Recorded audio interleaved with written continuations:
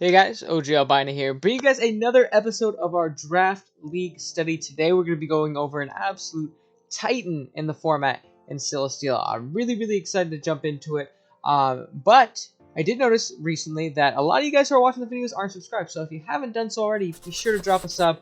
It's free, it helps me out a bunch, and it lets me know that you're enjoying the content. But yeah, with that being said, let's go ahead and jump right into Celesteela. So first off, we of course have to start out with the typing and stats. Now, if you don't know Celesteela, it is a steel and flying typing. It has the beast boost ability, which means that every time it picks up a KO, it'll gain a stat boost, and whatever stat is the highest for it. And with Celesteela's stat spread that you're going to see right here, it's very evenly distributed, so it leads to a lot of potential creativity and what stat you're boosting. There's potentially 4 of them that you can get pretty easily. But let's jump into the stats. You got 97 HP, 101 attack, 103 defense, 107 special attack, 101 speed def, and 61 speed. Now, with that steel flying typing and that bulky HP plus defense and speed def stats, this thing is an absolute pain to take down. It's a phenomenal defensive typing. You obviously think the likes of Skarmory that did it first and Corviknight that did it after Celesteela. It's very difficult to take this thing down. Also, on top of that, though, it's still decently strong. 101 attack and 107 special attack is nothing to scoff at, especially when we get into this thing's move pool. You'll see it has coverage out the wazoo, man. This thing can hit just about everything in the metagame super effectively, at least neutrally, that's for sure. Being that it's very evenly distributed too. You can go mixed, you can go full special, you can go full physical. And again, the big thing with this stat spread is that beast boost ability. You can go attack boosting, special attack boosting. You could be a speed def stealer and just rack up speed def boosts and be super obnoxious. So I think that's a really big strength in Celesteela and making it super versatile in this kind of format. When you saw it in Gen 7 OU, you'd see mostly defensive or speed def sets with Leech Protect, Air Slash Flamethrower, Heavy Slam Flamethrower, something like that. In the draft format, there's so much more it can do, and I can't wait to get into more of that. We'll jump right back into it with the moveset. Now, for our first 4 moves right here, we got Heavy Slam, which is obviously a phenomenal stab.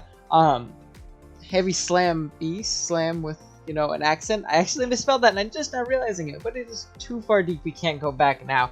Heavy Slam's obviously a phenomenal physical stab coming off a pretty nice attack stat. Celesteela, I believe, is actually the heaviest Pokemon in the game, so you're getting pretty much base 120 base power off on a good majority of the game. You obviously have Iron Head as another potential physical stab that you can run, but Heavy Slam 90% of the time is what you're going to be running on Steel if you're running a physical, Steel stab move. Leech Seed is amazing on this thing. Unfortunately, Celly lacks reliable recovery, so you don't have access to Roost, which would be disgusting if Celly got Roost, by the way. But Leech Seed is still pretty nice because in conjunction with Leftovers and Protect and potentially subbing down, stuff like that, it can really make this thing an absolute pain, especially with, again, how bulky it is and how nice that defensive typing is. Leech Seed is a staple on pretty much 98% of defensive Celesteela sets. You'll see a Leech Seed on there, and it's going to be really annoying. Air Slash is a good flying stab. Unfortunately, Celly lacks good physical flying stab, reliable physical flying stab. It does have access to Fly, which is, a potential good option, especially back in the era of Z moves, back in Gen 7. You definitely see a lot of Z Fly Celly, that's for sure, on offensive sets. And also gets Acrobatics, which can definitely be used if you're potentially like a Lure Bear, like a Wakan or an Akka or something like that, and it's going to get popped as you autotomize up, which we'll talk about a little bit. Or like a weakness policy set, you can, take advantage of autotomize. But most of the time, Air Slash is going to be your, your flying stab. Flash Cannon is another option for stab. Obviously, just on the special side, if you don't want to go mixed and, cut into your defenses or your speed, that's definitely an option as well. Now, as for some other coverage moves and different things Celly can run, it has access to autotomize, which is amazing because this thing, boosting up its speed, kind of taking that lackluster base 61, I believe it is, speed, and doubling it, making this thing a terrifying sweeper. Because again, that beast boost ability is insane. All you need to do is get into an endgame where you can position Celly to autotomize and get a kill. You get +1 attack or special attack, whatever, and you just steamroll from there, provided you get a little bit chip on some things. So it makes Celly terrifying to deal with, especially because you still have to take into account those bulky Leech Seed Protect sets and, things like that. And then you get, then they bust out a autotomized 3 attacks, weakness policy, or something like that set. That can obviously be terrifying. Coverage moves. It gets Earthquake, which is amazing for steel types. Your own stabs don't really touch opposing steels as well. So Earthquake is a great option to hit those very hard, especially especially defensive ones. Fire Blast is another option for steel types, as we see at the bottom right there. Obviously, hitting those steel types very hard. Giga Drain is a cool option for bulky waters, which can potentially be very annoying. It also gets access to Energy Ball. Just Giga Drain is something I put there just kind of as a placeholder for both. I don't really see the need to put both of them on as of right now. But those are just some coverage moves you'll definitely see on Steel. It also gets Flamethrower on top of Fire Blast, so you don't need to run that, 70 or... Is it 70% accurate with Fire Blast? I don't know. I know it's less than Flamethrower. So if you don't need the power of Fire Blast due to the calcs you're doing and all that good stuff, that's definitely something you can run in instead. As for the last moves that we're going to talk about today, Silly obviously has a million options, and again, like I said, it's great coverage. We kind of went over the more common coverage moves that you're going to see on it right there. But some other options that got one new one in Gen 8 that it ended up picking up was Cosmic Power, and this is terrifying, especially on those Leech Seed Protect sets. You get a Cosmic Power 2-up, or if you're Rest Talk or something like that, this thing is almost impossible to kill. Once Silly gets up to +2, you better be phasing it out, or you better be critting it, or setting up alongside it when it's asleep because it's not Rest Talk or something like that. Again, this thing, once it gets boosted up, it's already hard enough to kill, and you could already do that with Beast Boost a little bit, but now that you can just click Cosmic Power and boost up like that, man, that's terrifying. A cool tech option that I've seen in a lot of Cellys do very well is going to be Metal Sound. Metal Sound's a steel type move that can actually lower your target's def by 2, which can obviously help you break through a little bit easier because your attacking stats are still a little bit subpar. So being able to really punch holes through teams and, put teams in awkward positions and giving you a KO in order to get that Beast Boost is obviously really nice. And then the last move I threw on here was Sub. You see a lot of Leech Seed Protect sets, but Sub Leech is obviously a huge menace in itself. So you obviously have to be very careful with that. But like I said, Silly has a million options. We're going to go over a couple games showcasing Celesteela and what it can do in different roles. And yeah, let's jump into it.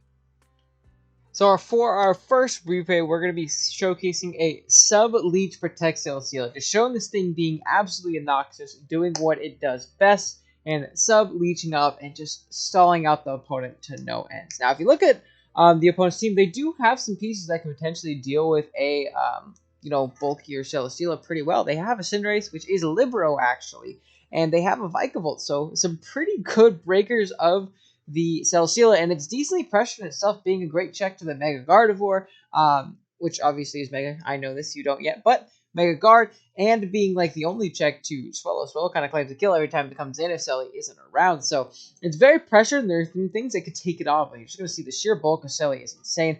This is a replay from our buddy Lux. Big shouts out to them for letting us use this one. I really do appreciate it. I'll link any relevant links to anybody's replay that I use down in the description below. But yeah, with that being said, let's go ahead and jump in and watch this one a little bit. So it's going to be a Libero Cinderace on a lead Galarian Weezing, and obviously, as you can see, no grounded poison on the other side, which is amazing for a bulkier Selly. Getting that T-Spike support with this thing is absolutely phenomenal for, Lux here. Getting up that T-Spike, and if this Swallow itself isn't Defog or the Cinderace isn't Court Change or anything like that, those are probably up to stay, and they're going to be really obnoxious to go through. So, out comes the Celesteela on this Swallow. Most likely Specs, because there's a whole 26% you're going to see later. This is for Death Selly, but what this is going to allow him to do is throw up a big lead sheet on this Vikavolt and get all that health back. Nothing to worry about. So the sub's going to come off, so this is a this is a faster Selly, assuming that this Vikavolt has a little bit of speed. If it doesn't, regardless, he's able to outspeed the Vikavolt, get off a sub, and this is going to essentially mean that despite this thing being a great breaker, this thing, it's going to be able to, it would obviously be able to punch through this pretty easy. It's going to be able to 1v1 it in the conjunction of Leech Seed plus leftovers and stuff right there. So lefties and Leech Seed is going to bring this thing up pretty much essentially back up to full, as I believe Lux is going to sub down again on the Cinderace, and as it comes in, it's poison. So again, the longevity of these Pokemon is going to be cut into significantly when you factor in Leech, Sub, Protect, all that annoying shenanigans. As long as things behind a sub, when this Cinderace comes in, it's going to be a non-factor. So Leech is going to pop off on this thing, and obviously it's going to start getting really chipped down. As the opponent makes a double out on the Weezing, coming in on the Libero Cinderace, as a taunt comes out, stopping that thing from potentially getting up webs or maybe even defogging. As the Weezing goes down, allows the Latias to come in, and it's just going to kind of get to click a button. This is amazing for the Celesteela, because all it's going to do is just really chip down this Vikavolt to where it's not as good of a check. Prin's going to come in, another Mon poisoned, another, beneficiary of the potential Celesteela when it comes back in, recover, dead Latias. That's completely fine. What this is going to allow, Lex to do is just go right back into Selly, start leech seeding up. It's faster than the Primarina, so yeah, I'm assuming it has a little bit of speed in it, accounting for some creeps and stuff like that. And it's going to get all of that health back minus, a few 3-4% or whatever that is. Sub's going to come down. Cinderace can come in, but it's taking that poison chip, and it has to take the protect. The opponent can try and pivot around this, but it's just not going to work out well for him at this point. Because as long as this thing ends up with, a little bit of health, it's going to be a problem later on when the Cinderace wants to come back in. And it has limited turns to try and break this, as a Heavy Slam is going to come out on the Swallow. It was pretty much no drawback there from Lux, because it would have knocked out the Vikavolt and given him the Spadef boost, which is obviously super nice. And it covered any kind of switching, like an aggressive switch into the Cinderace or something like that. Protect's going to come out. Heat Wave Lock, that's completely fine, because again, Celesteela is so damn bulky. This only does 44 from this Specs Heat Wave. Drops the Swallow pretty easily from that range. And the Spadef boost comes out, and this isn't looking too hot for our opponent right here. So Protect's going to come out on the Celesteela. It's going to get more lefties. Cinderace is going to get more chipped down. And as you can kind of see here, this is just, a prime position for this Celesteela. Went 2 more Protects and it's gone. But it turns out to be a Scarf Circuitry. And he's able to pick off the Cinderace. And that pretty much means it's GG. Gets a little bit more from that lefties on that turn. And at this point, it should just 1v1 the rest of Lux's, Celesteela should just 1v1 the rest of his opponent's team. It's going to be a little bit longer, so we're going to hyper fast it up just so you guys can see the process of, Celesteela being bulky and annoying. But this just kind of goes to show how, absurdly fat and how absurdly good this thing is with the proper support. The T-Spike was amazing to get up in this game. Obviously, there was no Ground Poison on the opponent's side. I don't know if they drafted one or not, but regardless, it didn't come. And that meant that this thing was able to just pretty much solo the entirety of the opponent's team, despite there being a Libero, Cinderace, and a Vikavolt chilling on the other side. So, great game to Lux. That was a phenomenal bring and a phenomenal showcase of Sub-Leech Selly, and we'll be right back with our next game. For our next game, we're going to be showcasing a Cosmic Power Celesteela. It's actually going to be a Rest Talk set, kind of circumventing for the fact this thing doesn't have the most reliable recovery, and this makes it to where it doesn't have to rely on that Leech Seed and things like that. This is a game by my buddy Zombie. Shouts out to him as well. Definitely link his stuff in the description below. He's a great player, and you're going to see this is a mono flamethrower, like attacking move-wise, Celesteela against a Greninja, Salamence, a Rotom Heat, of all things, and it's just gonna kind of go to town versus the opponent's team. So we kind of jumped in the middle of the game here. You're gonna see Zombie sack off his Toad in order to get some chip on that Nidoqueen, which is good because this gives him the opportunity to come in on this thing and potentially just start setting up and going to town. So Celesteela is going to come in. Thunderbolt's going to come out, only going to do 42% of the first one. You think, this thing can, at least hold this thing at bay, potentially, chip it down to range of the Rotom, etc., etc. Really open up the endgame with Tapu Lele. But, as you're going to see, Zombie clicks Cosmic Power here. So, it's going to get up a little bit of lefties. The next one only does 25. Another Cosmic Power is going to come out. But you're thinking, still getting chipped down. This is where he's going to end up busting out the rest, and this is when it becomes an issue for the opponent. So they're going to go into Lele.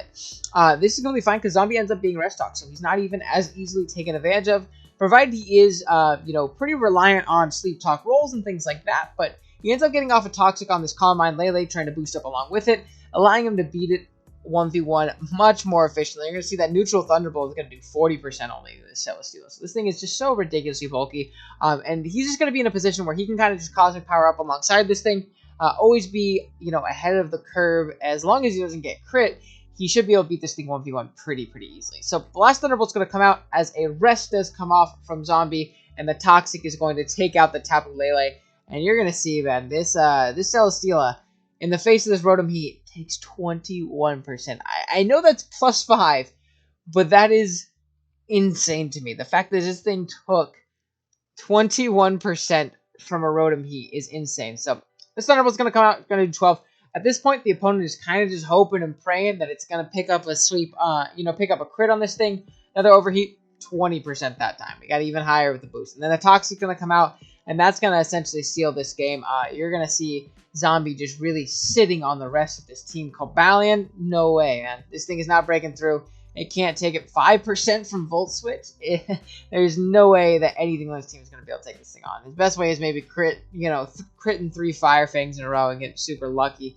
And even then, the game's actually pretty ably pulled back by the opponent. But unfortunately, as for this video being in this battle being in this video, it's definitely not going to get crit. So the last Cosmic Power comes off. This is +6/+6.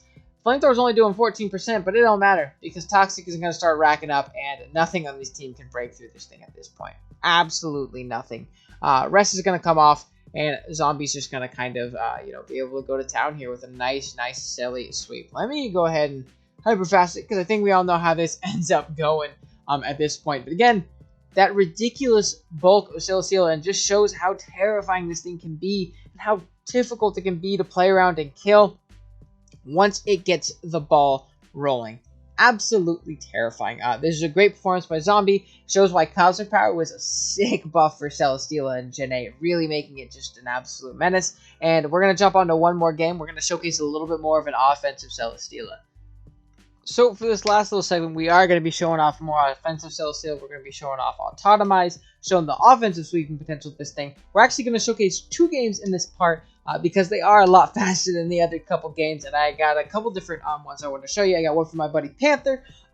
These are both back in Gen 7, by the way, but I think the same ideal and premise still stands. It doesn't really change too much in between generations, besides the fact that Z-moves existed. Now, this first one I show you, no Z-moves. This is just Celesteela doing Celesteela things without a Z. The second one is from my buddy Bash, and that's one from Gen 7 where it did have access to Z, and that's when it was offensive, so it was at its peak in my opinion. I think it's still very good. I just think this Gen defensive, more fatter sets are a little bit better. It could just get the ball rolling a lot better, offensively with the Z move option back in the previous generation. But let's go ahead and jump into this. Now, I am a little bit into the game, obviously, at this point, as you see some hazards up and things like that. Now, as for chip, you got a Shuckle, 5%. You got a Incineroar chilling at 10. It dies to rocks. You got a Gallade at full, a Zapdos at full, a Magearna at full, and a Suicune at 71%. Now, this is kind of a prime example of Celesteela really just going crazy once it gets the ball rolling. Now, there's some pretty healthy things. Again, that's a Gallade at full. That is a Zapdos at full. You think that's one of the best checks to Celesteela in the game. Nope. Let's go ahead and jump in. So, right here, you're going to see a Rapid Spin as another Sticky Web comes off, and the Starmie ends up dying to Toxic right here. Now, the Celesteela is going to come in. It's going to Autotomize in this Shuckle's face, and this is going to go to show you can't bring passivity and, passive bonds that don't have a way of dealing with offensive Celesteela as well as defensive Celesteela. Now, this thing could have obviously had Encore, and I think if the Shuckle had Encore, it definitely would have clicked it in this specific instance because it's going to, punish any setup. It's going to punish any leech shenanigans and things like that.